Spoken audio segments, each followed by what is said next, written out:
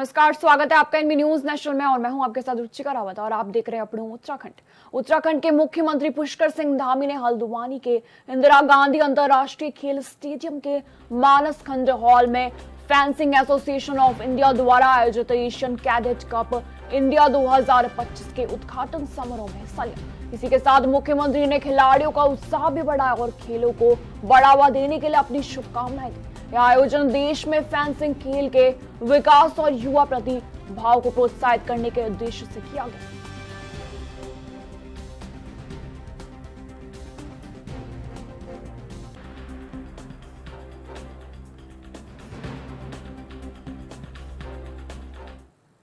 मुख्यमंत्री पुष्कर सिंह धामी ने कहा कि आपदा के समय सभी अधिकारियों और जनप्रतिनिधियों को समन्वय बनाकर काम करना चाहिए।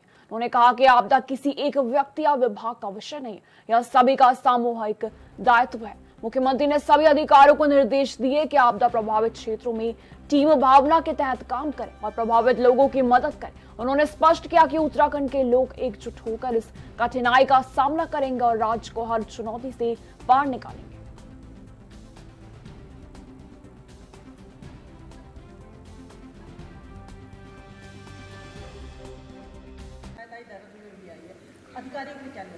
नहीं, सभी अधिकारी हमारे काम कर रहे हैं और सभी को कहा गया है कि सभी के साथ समन्वय मिलाकर हमारे जनप्रतिनिधियों के साथ, अन्य लोगों के साथ, जो भी आपदा के क्षेत्र में काम करने वाले लोग हैं, आपदा में सहायता करने वाले हैं, सभी का समन्वय बनाकर काम करेंगे। और आपदा कोई एक किसी का विषय नहीं है, ये हम सभी का विषय है। इसमें कहीं हम लोग अलग अलग नहीं है। पूरे उत्तराखंड के लोग एक टीम भावना के तहत ये आपदा आई है, इस आपदा का सामना करेंगे और इस चुनौती से भी हम लोग आगे निकलेंगे। वहीं मुख्यमंत्री पुष्कर सिंह धामी की अध्यक्षता में सचिवालय में राज्य स्तरीय दिशा समिति की बैठक हुई। बैठक में मुख्यमंत्री ने अधिकारियों को जनहित से जुड़ी परियोजनाओं को समय पर पूरा करने के निर्देश दिए।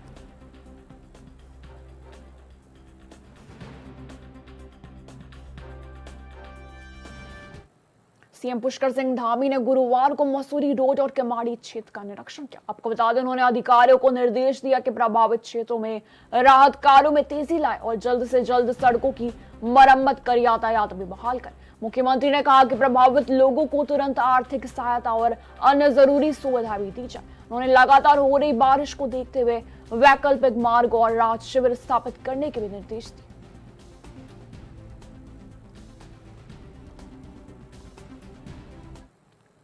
सीएम पुष्कर सिंह धामी ने कहा कि हेली सेवाओं के संचालन में सुरक्षा मानकों से कोई समझौता बर्दाश्त नहीं किया जाएगा। उन्होंने सभी से कहा है कि सेवा प्रदाताओं को स्पष्ट किया कि यात्रियों की सुरक्षा सरकार की सर्वोच्च प्राथमिकता है। मुख्यमंत्री ने हेलीकॉप्टर दुर्घटनाओं की ऑडिट और नियमित समीक्षा के भी निर्देश दिए। उन्होंने हेलीकॉप्टर की फिटनेस जांच, टिकट बुकिंग प्रक्रिया और उच्च हिमालयी क्षेत्रों में इंजन सुरक्षा मानकों का सख्त पालन करने पर जोर दिया। उन्होंने नागरिक उड्डयन मंत्रालय और मंत्री से इस संबंध में चर्चा भी की। सुरक्षा के हर पहल पर निगरानी सुनिश्चित की जाएगी।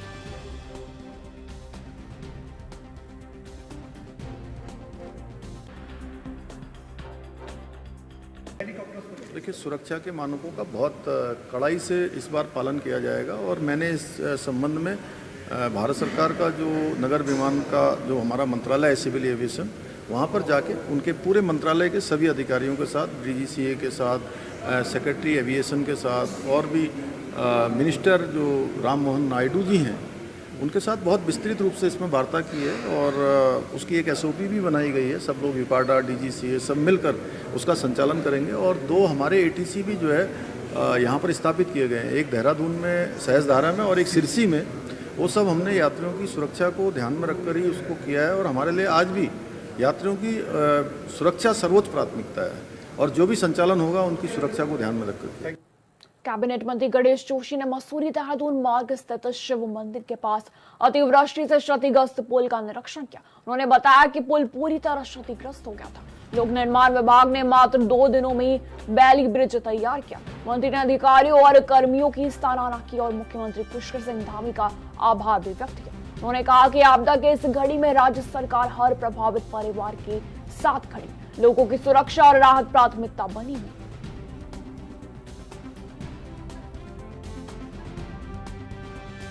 जो मसूरी देहरादून मुख्य मार्ग है, ये बंद है, कब तक खुलने की संभावना है? देखिए, मेरी विधानसभा क्षेत्र में भीषण आपदा आई है, वहीं प्रदेश में भीषण आपदा आई है, चाहे हजारी में, बिजराली में, पौड़ी में, बागेश्वर में। और परसों बादल फटने से सबसे ज़्यादा नुकसान मसूरी विधानसभा क्षेत्र को हुआ है। मसूरी को जोड़ने वाला जो एकमात्र पुल है, जो एक यातायात का एक साधन था, उसका एक पुल टूटने से आवागमन बंद हो गया। मैं अपने गिरिडीह के अधिकारियों को शाबाशी देता हूँ कि उन्होंने दिन रात मेहनत करके, हमारे एसडीएम यहाँ मौके पर लगातार रहे। कल मैंने 1 बजे फ़ोन किया तो मेरे एसडीएम यहीं पे थे।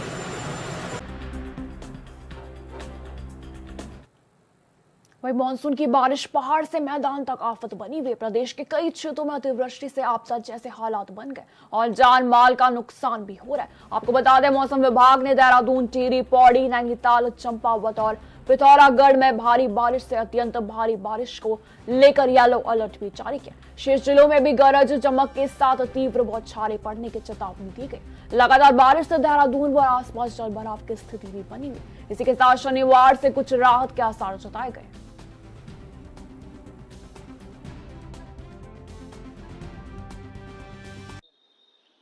मानसून की बारिश उत्तराखंड में आफत बनी हुई है। पहाड़ से मैदान तक भारी बारिश का दौर जो है वो थम नहीं रहा है।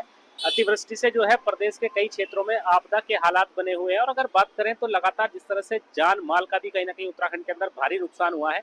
और अगर बात करें तो लगातार मौसम विभाग के अनुसार देहरादून समेत 6 जिलों में कहीं कहीं जो है भारी से भारी वर्षा का जो है दौर बना रह सकता है और अभी जो है वर्षा और होगी। ऐसे में जो है मौसम विभाग ने अंदेशा जताया है। लगातार जिस तरह से जो पहाड़ी जनपद है वहां पर लगातार जो है गरज चमक के साथ तीव्र वर्षा का दौर लगातार जारी है।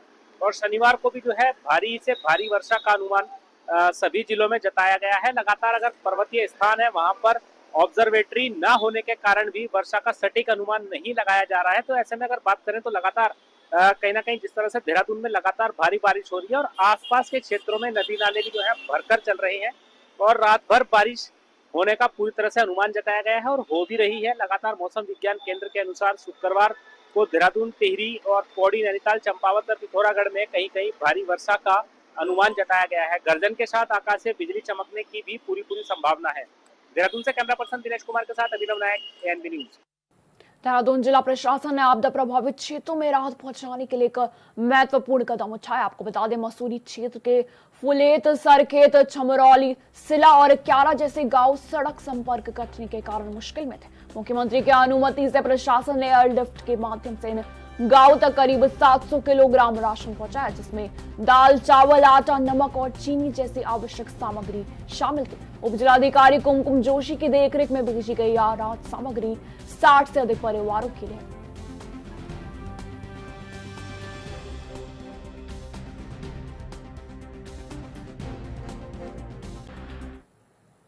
भाजपा के राष्ट्रीय प्रवक्ता प्रत्युष कांत ने जीएसटी की नई दरों को ऐतिहासिक बताया। उन्होंने भाजपा मुख्यालय में एक प्रेस वार्ता में कहा कि प्रधानमंत्री नरेंद्र मोदी की सरकार ने देश आगे बढ़ रहा है और जीएसटी पर लिए गए निर्णयों का सीधा लाभ जनता को मिलेगा। कांत ने आरोप लगाया कि पिछली कांग्रेस सरकार के दौरान वेट के रूप में टैक्स की दरें काफी बढ़ी हुई थी। अब वेट के साथ साथ जब अब कम कर दिया गया। अब नई दरें आगामी 22 सितंबर से लागू होंगी और आम जनता को इसका फायदा मिलना शुरू हो जाएगा।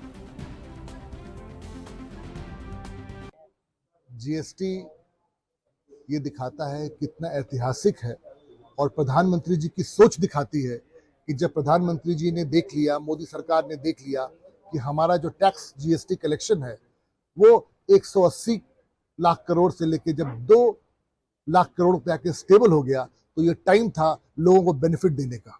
कांग्रेस के समय में जिस तरह से 30%, 32% के वैट थे, उसके बाद आपने मान लीजिए सीमेंट पे दिया 30%, फिर आपने घर बनाने के लिए एसी, फैन उस पे दिया 18%। माने आप तो टैक्स के चक्कर में हालत खराब थी। आज मोदी सरकार ने आके सब चीज पे जो डे टू डे जरूरत की चीजें हैं उसको सब जगह टैक्स को या तो निल कर दिया या 5% लिया। जैसे हेल्थ इंश्योरेंस पे 18% टैक्स है, आप 0 दे रहे हैं आप।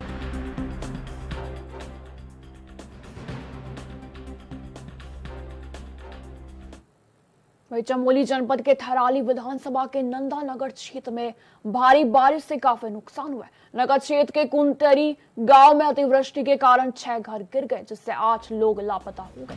वहीं दूरमा में भी 4 से 5 घर क्षतिग्रस्त हुए हैं, 2 लोग लापता है। इसी के साथ जिलाधिकारी संदीप तिवारी ने बताया कि नंदानगर के दूरमा, कुंतरी और सेरा जैसे गाँव में जान माल का काफी नुकसान हुआ है। उन्होंने बताया कि आपदा में कुल 10 लोग लापता है और जबकि कई घर और गौशालाएं भी क्षतिग्रस्त हुई। राहत और बचाव कार्य के लिए एसडीआरएफ, एनडीआरएफ और स्थानीय प्रशासन की टीम मौके पर मौजूद है।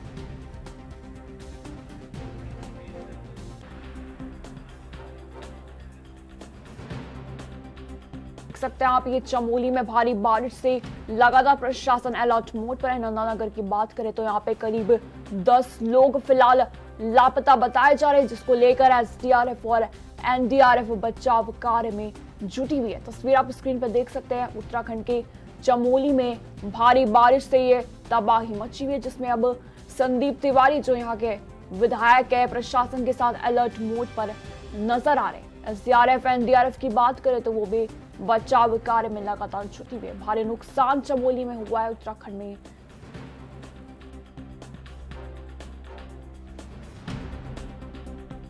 रात नंदानगर में काफ़ी बारिश हुई है, जिससे कि 5 अलग अलग टोकों में काफ़ी नुकसान की सूचना प्राप्त हुई है, जिसमें धुरमा, कुंडी, सेरा, लगापाली और कुंतरी प्रमुख टोक में जहाँ ज़्यादा नुकसान हुआ है। और अभी 10 लोगों के लापता होने की सूचना हमारे पास है और काफ़ी लोग घायल भी हुए हैं और जगह जगह रोड बंद है और एम्बुलेंसेज, मेडिकल टीम, जल संस्थान की टीम, पीडब्ल्यूडी की टीम, सबको हमने मोबिलाइज कर दिया है और आशा है जल्दी सड़क खुल जाएगी और हम घटनास्थल पे पहुंचेंगे, क्योंकि कई जगह रोड वॉश आउट है तो पहुंचने में समय लग रहा है। हालांकि लोकल तहसील प्रशासन, एसडीआरएफ की टीम मौके पर पहुँच चुकी है और रिलीफ ऑपरेशन हमारे स्टार्ट हो चुके हैं। वहीं राज्य में लगातार हो रही भारी बारिश ने जनजीवन अस्त व्यस्त कर दिया है। भूस्खलन और जल भराव के कारण कई मुख्य व ग्रामीण सड़कों की कनेक्टिविटी पूरी तरह बाधित हो गई। मसूरी, विकास नगर, हरिद्वार रोड और माल देवता जैसे क्षेत्रों में संचालन रुक रुक कर हो रहा है। इसी के साथ देहरादून मसूरी मार्ग ध्वस्त होने के बाद अब वैली ब्रिज का निर्माण भी युद्ध स्तर पर चल रहा है। प्रदेश में 119 सड़कें पूरी तरह अवरुद्ध है, जिसमें से 39 आंशिक रूप से खोली जा चुकी है। आपको बता दें, पीडब्ल्यूडी की टीमें भी लगातार बहाली के प्रयासों में जुटी है और मौसम अनुकूल रहने पर जल्द कनेक्टिविटी बहाल होने की उम्मीद है।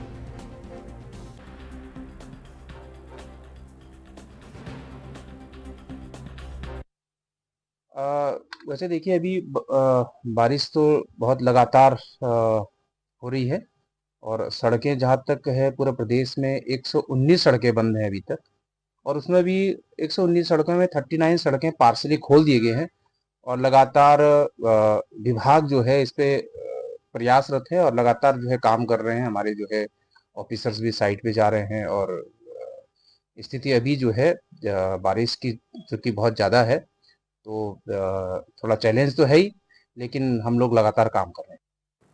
वहीं मसूरी जॉर्ज एवरेस्ट भूमि और वैरागी कैंप की जमीन को लेकर राष्ट्र में घमासान तेज हो गया। प्रदेश कांग्रेस का एक प्रतिनिधि मंडल राज्यपाल से मिला और इन मामलों की सीबीआई जांच तथा भूमि किराए पर देने की प्रक्रिया पर रोक की मांग की। आपको बता दें, कांग्रेस ने इसे बड़ा घोटाला बताया। वहीं भाजपा के मुख्य प्रवक्ता सुरेश जोशी ने पलटवार करते हुए कहा कि सरकार ने पारदर्शी टेंडरिंग प्रक्रिया अपनाई है। यदि किसी प्रकार की अनियमितता सामने आती है तो जांच कर कड़ी कार्रवाई होगी। जोशी ने कहा कि भाजपा सरकार साफ सुथरे शासन के सिद्धांत पर अडिग है।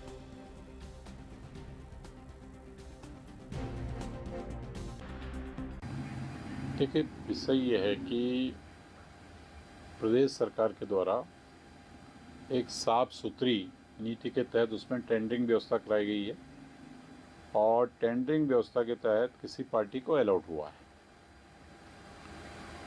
अगर टेंडरिंग प्रक्रिया में कोई नियमों का उल्लंघन हुआ है या टेंडरिंग प्रक्रिया कराने के बाद कहीं पर उसमें कोई अनियमितताएं पाई गई हैं तो सरकार देखेगी, उसको सरकार का काम है देखना।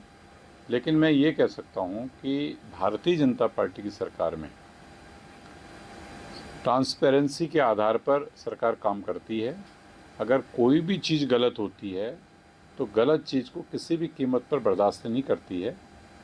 जहाँ तक विपक्ष का प्रश्न है, विपक्ष को कोई भी विषय उठाने से पहले उसकी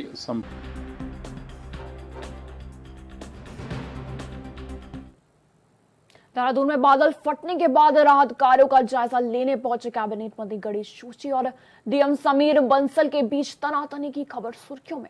इस घटना पर प्रतिक्रिया देते हुए प्रदेश कांग्रेस कमेटी के उपाध्यक्ष सूर्यकांत धस्माना ने भी सरकारी कार्यप्रणाली पर सवाल उठाए। उन्होंने कहा कि जब लोग आपदा से प्रभावित है और मदद का इंतजार करें, ऐसे समय में मंत्री और अधिकारी के बीच इस तरह का सार्वजनिक विवाद होना दुर्भाग्यपूर्ण है। धस्माना ने आरोप लगाया कि यह घटना दर्शाती है कि सरकार और प्रशासन के बीच समन्वय की कमी है।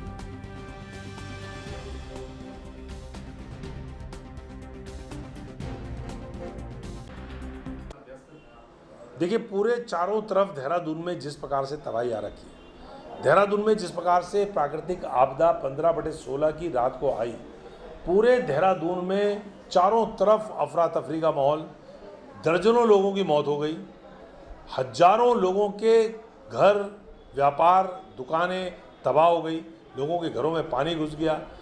यमुना नदी हो, टोंस नदी हो, सौंग नदी हो, रिस्पना हो, बिंदाल हो, छोटे नाले, गदेरे, सब में बाढ़ आ रखी। लोग प्रभावित हैं, आपदा राहत का इंतजार कर रहे हैं और मंत्री और अधिकारी का जो संवाद है, मैं समझता हूं आप अंदाजा लगा सकते हैं कि राज्य में किस प्रकार से। वक्त हो चुका है छोटे से ब्रेक का, फौरन लौटते हैं।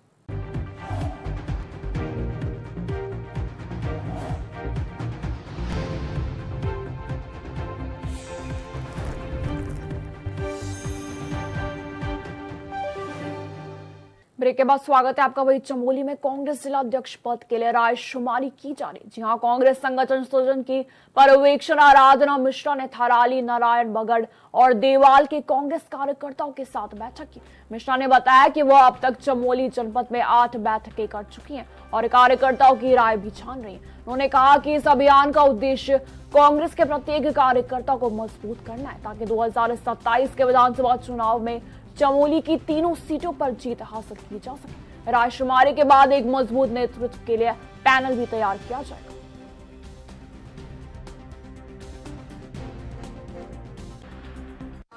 13 तारीख से मैं यहाँ पे हूँ और मेरे साथ पीसीसी से हमारे 3 वरिष्ठ प्रभारी भी हैं, जो लगातार हम लोग चमोली जिले के आज को मिला लें अगर तो 8 ब्लॉक हमारे आज पूरे हो जाएंगे, जिसमें नगर पंचायतें भी हैं, नगर पालिका भी है।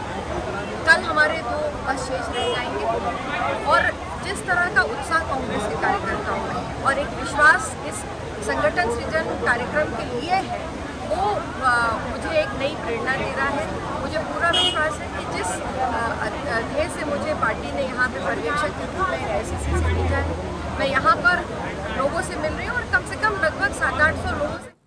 वह हरिद्वार के लक्सर में गंगा और सोलानी नदी के बढ़ते जलस्तर ने किसानों की मुश्किलें बढ़ा दिया। आपको बता दें, करीब 1500 परिवारों की फसलें पानी में डूब गई, जिससे खीरा, करेला, भिंडी, लौकी, बैंगन और टमाटर जैसी रोजमर्रा की सब्जियां पूरी तरह बर्बाद हो गई। किसानों का कहना है कि उन्हें इस बार 2 करोड़ से ज्यादा का नुकसान हुआ, जिससे उनकी पूरी मेहनत बर्बाद हो गई। इसका सीधा असर बाजारों पर भी दिख रहा है, जहां सब्जियों के दाम आसमान छू रहे। डीएम मयूर दीक्षित ने भी बताया कि नुकसान का आकलन किया जा रहा है और जल्दी किसानों को राहत पहुंचाई जाएगी।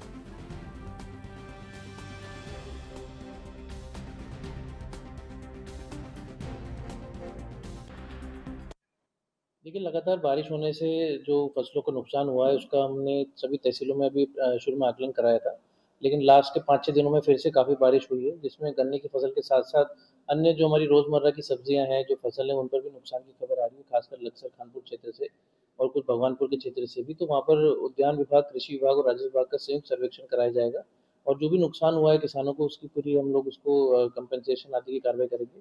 इसके साथ ही कुछ खबरें ऐसी भी थी कि क्योंकि सब्जियों की सप्लाई में भी दिक्कत आई थी, जिसकी रास्ते बंद होने की वजह से या फिर जलभराव की वजह से, तो उसमें रेट्स को लेकर भी कंसर्न था कि कहीं सब्जियों के रेट्स बढ़ ना गए हों। तो उसको लेकर भी फूड डिपार्टमेंट के साथ और उद्यान विभाग के साथ हम कोशिश करेंगे कि जगह-जगह जो रेट लिस्ट हो वो ज़रूर दुकानदार लगाएँ ताकि कोई भी इस मौके पर अधिक रेट में सब्जी बेचकर मुनाफा आदि की कार्रवाई में इसमें ना करे और सही रेट से ग्राहकों को मिले। हमें यही कहना है कि जैसे इस बार बारिश भी कुछ ज़्यादा ही रही, जिस वजह से लौकी थोड़ी वगैरह की सब बेल वगैरह जो है ये सब नष्ट हो गई हैं और उसी की वजह से भी कुछ रेट बढ़े हैं। और पहले जो रेट थे उससे दुगने 1.5 गुने के आसपास आए। सभी चीज़ों में सब्जियाँ जितनी हरी वहीं स्वराज सेवा दल ने शहर में बढ़ते अपराध और विवादित संपत्तियों पर कब्जे को लेकर कड़ा रुख अपनाया। आपको बता दें, संगठन ने एसपी सिटी पंकज गहलोला को ज्ञापन सौंपते हुए आरोप लगाया कि बाहरी अपराधी बड़े नेताओं की शरण में रहकर जनता को डरा धमका रहे। विवादित जमीनों पर अवैध होटल निर्माण, ब्याजखोरी के जरिए संपत्तियों के हड़प और स्मैक जैसे नशे के फैलते कारोबार को लेकर संगठन ने चेतावनी दी। स्वराज सेवा दल का कहना है कि यदि इन अवैध गतिविधियों पर शीघ्र रोक नहीं लगी तो वे प्रदेश व्यापी आंदोलन करने को बाध्य होंगे।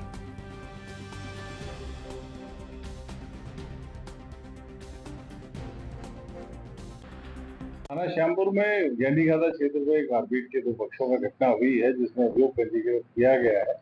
इनके द्वारा दिए गए ज्ञापन में मुख्य रूप से कहा गया कि जो पीड़ित पक्ष है उसके नाम जो है जो दूसरे के जो लिखाए गए हैं वो गलत लिखाए गए, वो कुछ लोग मौके पर मौजूद नहीं थे।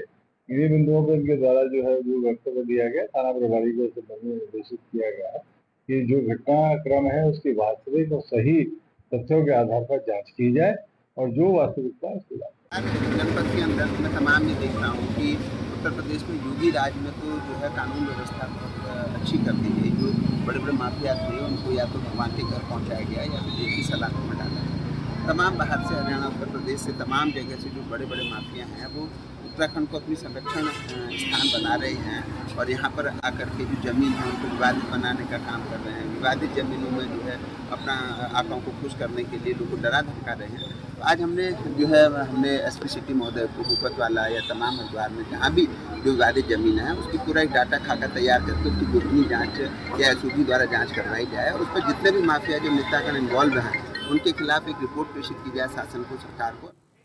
वहीं खड़गपुर देवीपुरा वार्ड नंबर 9 में विधायक निधि ने 29 लाख की लागत से बनने वाली 2 टाइल्स सड़कों का शिलान्यास किया। आपको बता दें, कार्यक्रम में क्षेत्रीय विधायक त्रिलोक सिंह चीमा और उनके पिता पूर्व विधायक हरभजन सिंह चीमा भी शामिल हुए। पार्षद अभिषेक, भाजपा कार्यकर्ताओं और मोहल्ला वासियों ने दोनों नेताओं का जोरदार स्वागत किया। स्कूली बच्चों ने सरस्वती वंदना से माहौल को सांस्कृतिक रंग दिया। वहीं विधायक चीमा ने कहा कि क्षेत्र की सभी पुरानी सड़कों को नया रूप दिया जाएगा। पूर्व विधायक हरभजन सिंह चीमा ने भी मुख्यमंत्री पुष्कर सिंह धामी के नेतृत्व में काशीपुर के चहुमुखी विकास का उल्लेख किया।